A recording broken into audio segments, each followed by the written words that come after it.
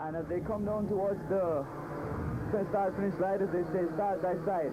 And as they wait for the green light, and let's see how well they make the start. As David Somerville, and David Somerville Jr. and Everett Lee go up and down towards the gate. They won't be getting back into this one. And benefiting from that is Mark Veteran from High Rev Engineering, as he opens up a 2-length lead over Abe Ziadie, who is picking up the slack on him a little bit, and Everett and Michael Lee. So we have Pepsi and Esso sponsored Abe Ziadie and Michael Lee, the first 2 places of the last event, the last race, pressuring High Rev Engineering, Mark Zatarian.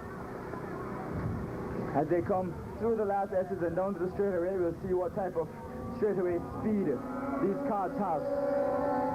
As Michael Lee seems to be benefiting a bit as he gets into the draft of Abe Ziadie and down through the first corner. Abe pulls to the inside and see if he can make a move on Mark. Unable. Down through the chicane and down towards the left-hand hairpin. We have Mark Zatarian leading, followed by Abe Ziadie. Michael Lee, fourth position correction is Doug Donald, and the number 97 of Mike Simmons. Fifth position is Roger Suknarayan. Roger is from Trinidad. We welcome him. He's a popular racer back here. He's sponsored by BWIA. There's Roger there putting a lot of pressure on Mike Simmons. Although they seem to be around the back, ladies and gentlemen, they're having just as much fun and making just as much effort as the drivers on top. As Roger goes to try and make the pass and end it straight away, unable to do so. Back to the leaders, we have Mark Zakarian as he comes through the chicane and down to the left-hand hairpin. He seems to have a very strong pull in the mid-range area. Normally with the clutch he has a better pull at the bottom as they exit the corners, but it seems that the direct drive carts of Abe Ziadie and Michael Lee are doing very well on the exiting of the corners.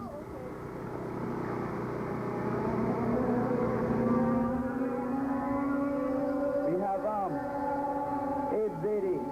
The difference between the clutch carts and the ones without a clutch is a centrifugal clutch. Mike Zatarian is the only Super 100 with a clutch on the track today, and we'll see how it benefits or how it might not benefit. As they come down and through there, as Abe Ziadie tries pulling beside him again. That's a pretty hard place to pass. If you can make the pass there, that's pretty strong driving by Abe Ziadie. We have 6 cars remaining in this race today, with a first corner bang up the top there with Everett Lee and David Somerville Jr. As Mark Zatarian comes up and Abe Ziadie pulls up beside him. Would he be able to make it? No. Mark seems to have a better mid-range than top end, unable to get it. Unable to fall short on that straightaway. Abe Ziadie getting a good drive out of the corner, but the run-up not helping him much. As they come down and through the left-hand hairpin, Abe Ziadie goes to the wide, tries to get a better drive of the corner, and tries again sticking his nose in. Maybe one of these times he'll be able to stick his whole cart in, take the line away.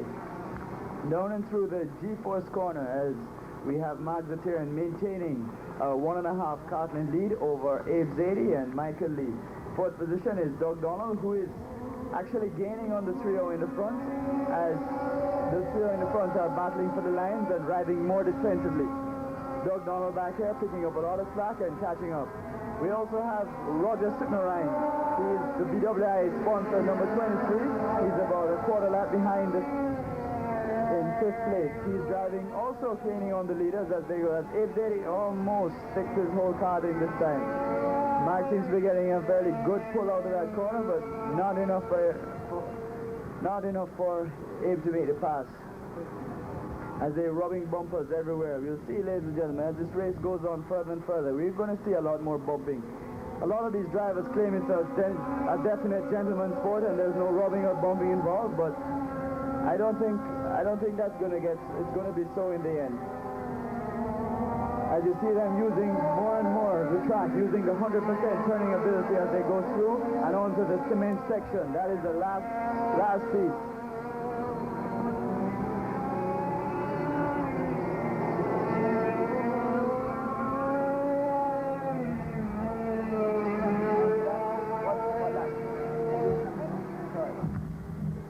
As they're completing the 7th lap, ladies and gentlemen, 3 laps left to go.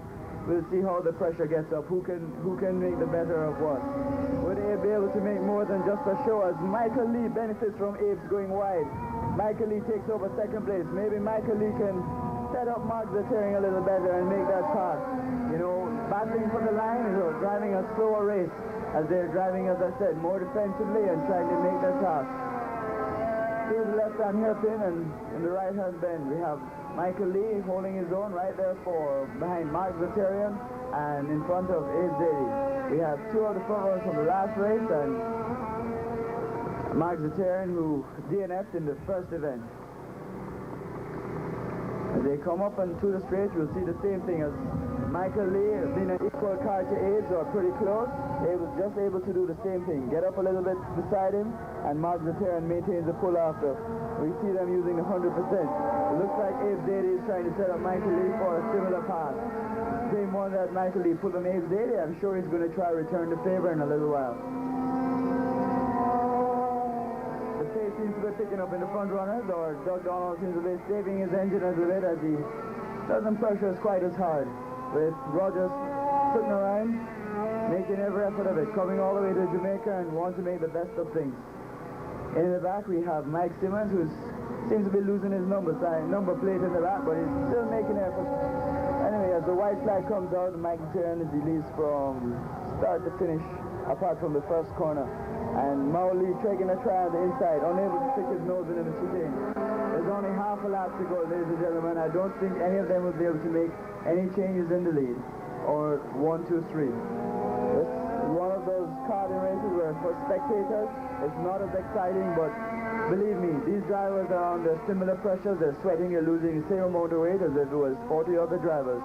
As Mowley makes attempt again, but unable to make the pass from Mark Zatarian. Will he be able to hold him off, or even stick his nose in for the first part of the straight, or even more?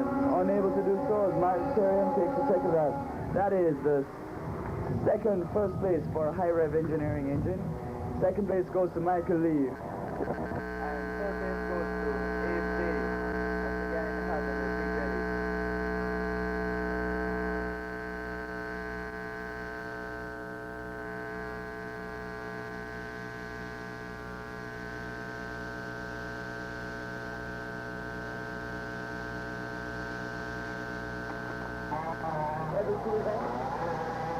As you will know, the track is located on what was our runway many years ago.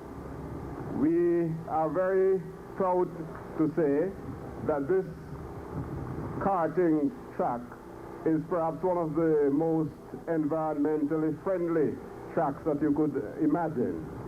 We are surrounded, as it were, by the sea, so there are not many neighbors to be disturbed by the noise which naturally emanates from karting, and it is indeed a very excellent setting. We are delighted to be here to witness the several meets and to watch the sporting event grow in Jamaica. I'm quite sure that our visitors from overseas will find our facilities to their liking. Already we have seen them coming out on top of the pack, and I'm quite sure that they'll spread the word and take the message abroad. We are again very happy to be here, and it is indeed with great pleasure that I officially declare the Pepsi Esso Super Oil Race Meet, International Meet, officially open. Thank you. Okay, thank you very much, Mr. Howard Taylor.